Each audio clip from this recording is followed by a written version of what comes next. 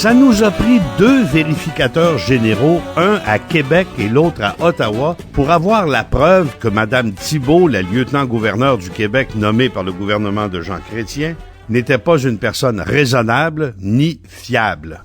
Rappelons-nous que Mme Thibault a été choisie pour succéder à Jean-Louis Roux, le comédien bien connu, fort aimé des Québécois, qui avait été victime d'une chasse aux sorcières parce que dans sa jeunesse, il avait fait une farce plate avec une croix gammée sur une froque d'étudiant pendant quelques heures et que des gens s'en rappelaient. On l'a fait passer pour un sympathisant nazi et on a attrapé une sympathisante de l'Opus Dei. Avouez que quand on choisit, on prend pire. Laissez-moi m'expliquer. Madame Thibault aurait dû sonner des alarmes depuis très, très longtemps.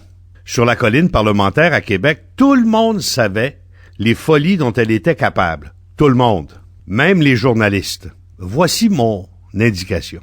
Dès sa nomination comme lieutenant-gouverneur du Québec, Madame Lise Thibault, qui est handicapée, et dont c'est peut-être la principale raison pour laquelle elle a été nommée, parce que on peut imaginer Jean Chrétien en train de dire « Je vais nommer une pauvre madame handicapée, ils oseront pas chialer, j'aurai plus de problème, on va passer à autre chose. » C'est le genre de choses qu'un politicien peut faire.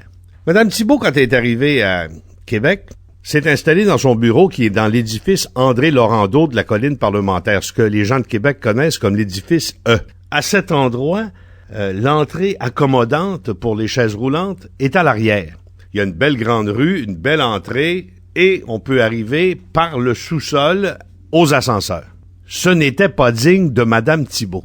À sa demande, pour des dizaines de milliers de dollars, au vu et au su de tout le monde, on a refait la porte d'en avant pour lui éviter d'avoir à passer par la porte d'en arrière.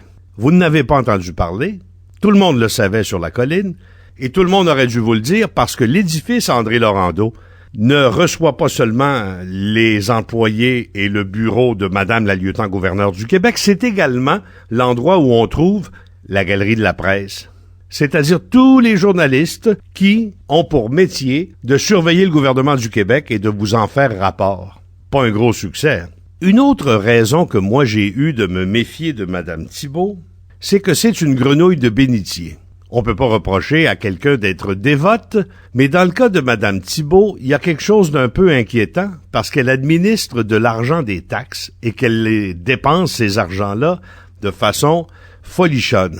Lorsque mon collègue Jean Langlois a fait pendant des mois et des mois à la radio une recherche sur l'Opus Dei, cette organisation secrète très conservatrice de l'Église catholique, dont l'infiltration dans le milieu québécois est spectaculaire, des banquiers, des dirigeants de commissions scolaires, une lieutenant-gouverneur peut-être avec ça.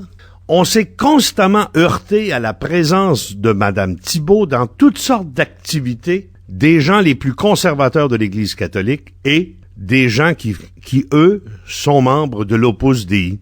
Qu'est-ce qu'elle faisait là? Qu'est-ce qu'elle avait à se présenter dans des activités, notamment une à l'ouest de Montréal, dans la région de Valleyfield, où on la retrouve portant assistance, dépensant de l'argent des taxes pour des projets qui sont en fait des projets de l'Opus Dei. Madame Thibault nous a donné des grandes raisons de se méfier d'elle à ce moment-là. Je vous rappelle d'ailleurs au sujet de l'Opus Dei que Jean Langlois avait découvert que le dirigeant principal d'une des plus grandes commissions scolaires de l'Est du Québec est un des dirigeants de l'Opus Dei, cette secte secrète. Je pense pas qu'on puisse être à la fois un serviteur du bien public et être membre d'une société secrète. Je pense que c'est contradictoire, mais c'est pas illégal, bien sûr. Donc, Madame Thibault s'est fait pogner à gaspiller de l'argent. Gaspiller de l'argent quand on n'a pas une job utile, c'est un abus de pouvoir. J'ai déjà vu un abus de pouvoir dans l'environnement de Madame Thibault qui m'avait plus amusé qu'inquiété, mais je l'avais vu quand même et je l'avais raconté. Au cours de l'hiver dernier, à l'hôtel Le Montagnet de Saguenay-Chicoutimi, bon hôtel, boulevard Talbot, entrée de la ville, très moderne, centre de congrès, parfait, j'avais observé pendant de longues heures d'hiver, à l'entrée de l'hôtel, sur le stationnement réservé aux handicapés, une vanette qui portait les armoiries de la reine, je crois, ou du gouvernement du Québec, mais les armoiries en or. C'était la voiture de madame. Elle était en marche avec un chauffeur qui attendait à la porte de l'hôtel Montagnet. Installée sur le stationnement des handicapés. Bien sûr, elle est handicapée, elle, mais pas son chauffeur.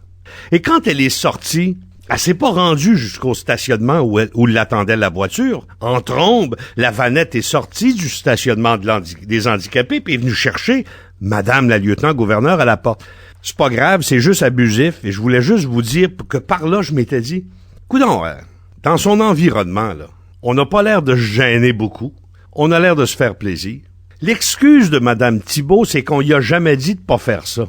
Pourtant, cette femme, qui a accepté une job pour laquelle rien ne la préparait, sauf peut-être son statut d'handicapé, on voulait faire un exemple, aurait dû savoir que l'argent des taxes, c'est de l'argent que quelqu'un d'autre a gagné, pas elle.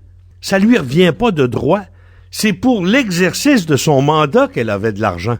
Des parties de famille, des restaurants deux à la même place, des leçons de golf, des voyages personnels, à pleine face dans l'assiette au beurre, notre lieutenant-gouverneur. Rappelez-vous de Gilles Lamontagne, un des plus intéressants lieutenants-gouverneurs qu'on a eu au Québec. Il s'était mis au service de tous les bénévoles.